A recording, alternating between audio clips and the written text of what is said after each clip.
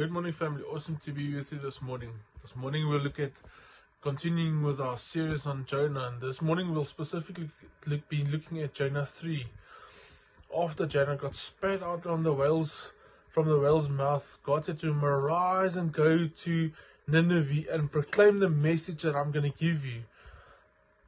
And Jonah got up and he arose and he went to Nineveh. And sometimes God just calls us also to arise for the message that He's got on our hearts to go and proclaim the good news. And Jonah went to Nineveh and he told them, in 40 days Nineveh will be destroyed.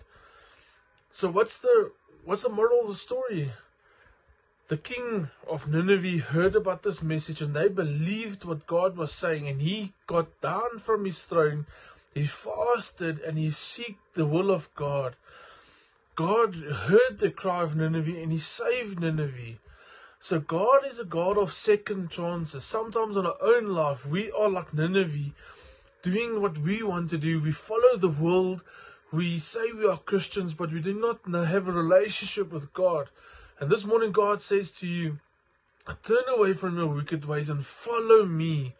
Because that's what God wants from us. He wants to have an encounter with you. He wants to spend time with you. He wants everything of us.